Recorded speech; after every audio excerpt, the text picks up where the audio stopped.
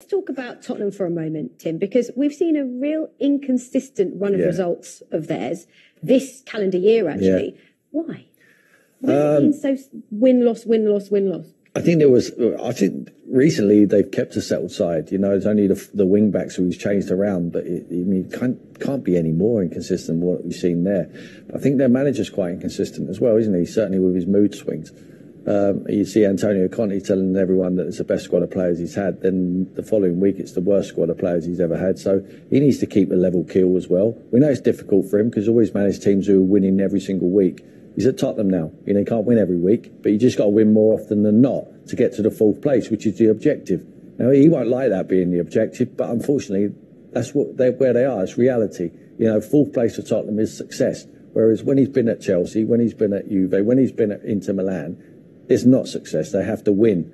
But he has to get used to it. But still, he has to try and instill this winning belief to the players. But sometimes I think you just need to not get too high, not get too low, because that breathes to the dressing room. Hence why you get the inconsistencies. Yeah, and you get the feeling that Conte wants his players to match his mentality, because that's all he knows. All he knows is winning.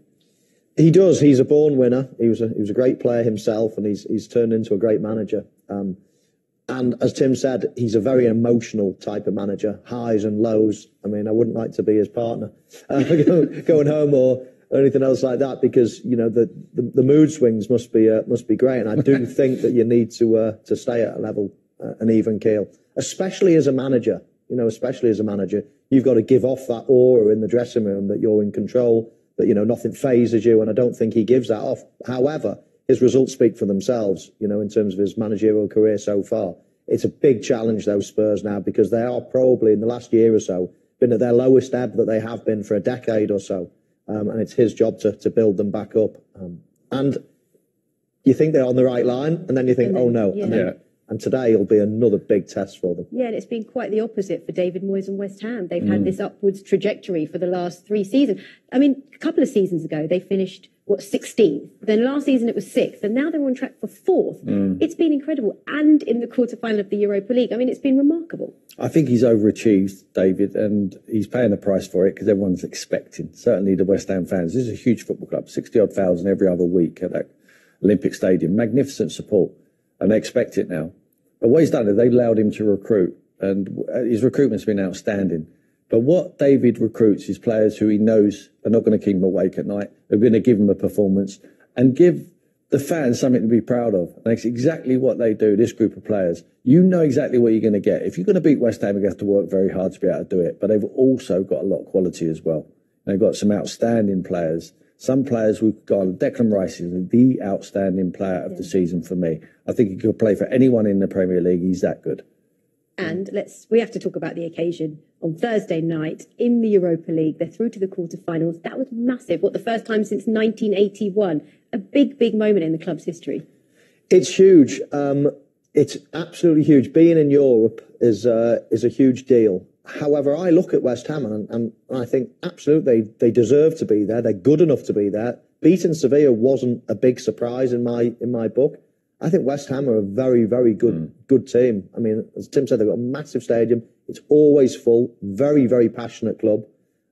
I think there's scope for improvement as well. I do think that David Moyes, over the years, when you look at his recruitment, has been brilliant. But it's almost been, you know, players that if they don't succeed, you wouldn't really get an ear bashing from anyone from it. He's delved a lot into the Championship over the years with great success. Now it's a different market. If he wants to start then challenging for the top 4, it's a different market. You've got to not take risks, but you've got to spend big money, and all eyeballs are on you then. And David Moyes, I mean, he's had a short stint, obviously, at Manchester United, buying 1 or 2 players for big money. He's going to be doing that again now. I think the West Ham board are going to back him and try to make that top 4 a real possibility every year. But that comes with a different type of pressure. Yeah, and I mean, if he goes on to win the Europa League, it will be such a huge achievement. Next up, it's Lyon in the quarterfinals. They're no easy opposition, but I guess it's never an easy night in Europe, is it? And if they do progress through, it's a potential meeting with Barcelona. Now, as managers, players, aren't those the nights you live for? Absolutely. I mean, why shouldn't they beat Lyon? I mean, they beat Sevilla, who are second favourites to win the competition. You know, serial winners of this competition know how to get over the line, so they've done that. You know, done it the hard way as well. You know, coming back to the Olympic Stadium, having to come back, stuck in there. Normally when you see games, certainly take the Premier League teams out of it. You see a game go to extra time and normally just play it out until the penalty shootout. They drove on. They wanted to win that game. Were unlucky to score, you know, not to score earlier on in the game. You know, Yarmolenko scores. It's a Cinderella story. It's a fantastic story for West Ham and for that boy. Brilliant. You know, and why can't they win it? I'm Michael. I think they've got every chance. Yeah, I mean, Lyon are 10th in their league at the moment, and West Ham are doing so well. We know the competitive levels of the Premier League. Yeah. You can see the Premier League teams just have that edge, don't they? Yeah, I think some West Ham fans are just so delighted to be on a European adventure at the moment, which is brilliant. But from a neutral, of course, I want to see the English teams do well, but from a neutral, I am looking at it thinking, why not? Why can't you go all the way? But imagine it. Imagine the West Ham fans in Barcelona playing them in the semi-finals. Wow. I mean, it would be an incredible achievement for them. And as I say, I think it's just the start of things. I think West Ham are a club going places. I certainly don't think they've reached their ceiling.